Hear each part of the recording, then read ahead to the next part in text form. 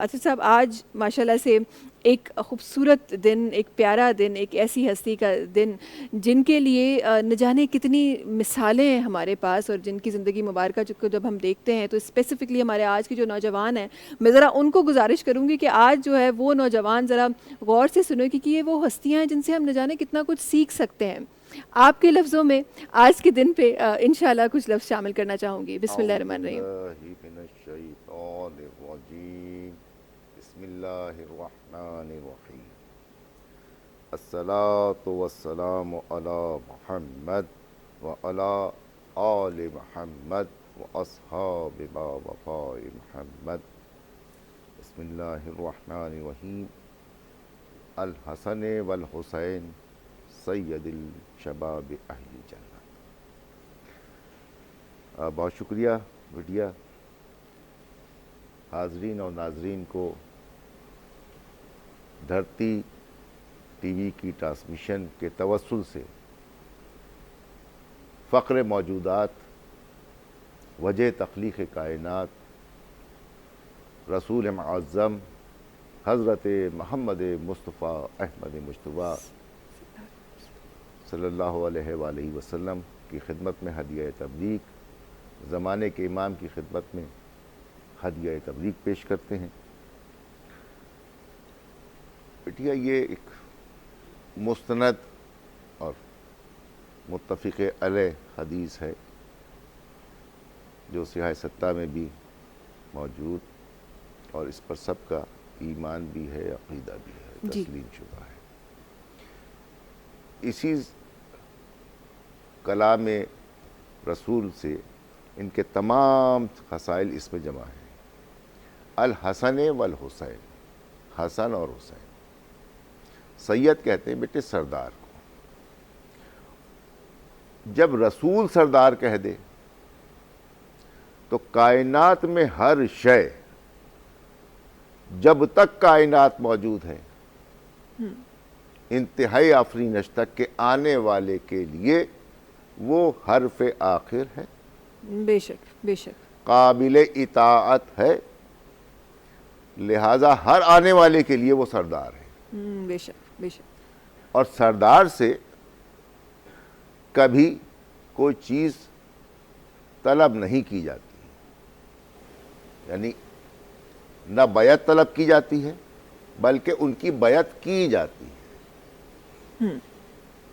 آپ کا تعلق سندھ سے ہے، جی، وہاں نظام موجود ہے، وڈیرا بھی سردار ہوتا ہے۔ کیا کسی میں جرت ہے کہ وڈیرے کے سامنے کوئی بات کرے؟ بالکل بالکل بالکل صحیح فرمایا۔ یہ تو ایک خطۂ زمین کے ایک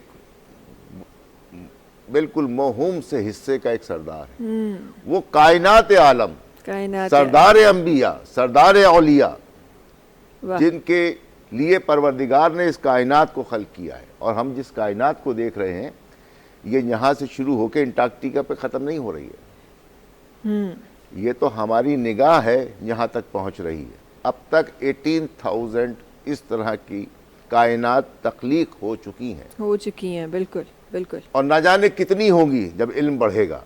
تو ہر کائنات میں وہ سید ہیں، سردار ہیں، اور ان کی اطاعت واجب ہے، اور جس سے اطاعت کی جاتی ہے نہ اس سے بیعت طلب کی جاتی ہے۔ اور جو بیعت طلب کرے گا گویا وہ ان کی اطاعت نہیں کر رہا بلکہ ان کے ساتھ اختلاف کر رہا ہے، اور جو ان سے اختلاف کرے گا گویا ان سے نہیں ہے اختلاف، وہ اختلاف ہے رسول خدا سے، رسول خدا سے نہیں بلکہ پروردگار عالم سے۔ اب جو پروردگار کا مخالف ہو جائے گا وہ کسی بھی دور میں ہو، کسی بھی مقام پہ ہو، کسی بھی خطے پہ ہو، پروردگار کا مخالف ایک ہی ہے، اس کا نام ہے شیطان۔ ہر دور کا شیطان۔ شیطان کسی حلولے کا نام نہیں ہے، شیطان ایک کردار کا نام ہے۔ بالکل ایسے ہی ہے۔ جو پروردگار کا مخالف ہوتا جائے وہ شیاطین کی فہرست میں اپنا نام لکھواتا جاتا ہے۔ الحسن والحسین، حسن اور حسین سید الشباب، یہ سردار ہیں، سید ہیں، کس کے؟ جنت کے، جنت کے، بے شک۔ اب یہ یہاں پر ایک اس ترجمے میں ایک نقص چھوڑا جاتا ہے، سید الشباب، بے شک یہ جوانوں کے جو جنت میں ہیں ان کے سردار ہیں.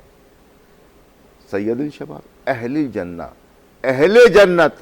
اہل جنت کون ہوتا ہے؟ ایلیجیبل جو ہوتا ہے، ایلیجیبل جو ہوتا ہے. جی جنت میں جانے کا وہ ایلیجیبل ہوگا جو ان کو سردار تسلیم کرے گا. واہ واہ کیا ہی بات. جو ان کو سردار تسلیم کرے گا وہ ایلیجیبل ہوگا، وہی اہلیت رکھے گا جنت میں جانے کی. جس نے بھی ایک لمحے کے لیے بھی ان کو سردار تسلیم نہیں کیا وہ جنت میں جانے کا اہل ہی نہیں ہے. اللہ اہل ہی نہیں ہے. ٹھیک ہے نا. لہذا پروردگار عالم نے رسول خدا بولتے وہی ہے جو وحی خدا ہوتی ہے. وحی خدا یعنی حکم خدا کے تحت یہ پیغام پہنچا دیا رہتی دنیا کے ہر انسان تک، ہر ذی شعور تک، ہر ذی فہم تک اور تمام تخلیقات تک. ہم انسانوں کے نہیں، وہ کائنات اللہ رب العالمین ہے. بے شک. اس کا رسول رسول خدا سرور انبیاء رحمت للعالمین ہے. یہ امام الکائنات ہے، امام العالمین ہے. اب کائنات میں عالمین میں جتنی بھی مخلوقات ہیں یہ سب کے امام ہیں. لہذا ہر شخص پر ان کی اطاعت واجب تھی، واجب ہے اور واجب رہے گی. اپنی زندگی کے کروڑویں حصے کے مائکرو نینو ڈاٹ پہ بھی اگر کہیں مشکوک ہو گیا تو وہ جنت سے دور ہوتا جائے گا. اللہ اللہ. یہ ہے. بڑی خوبصورت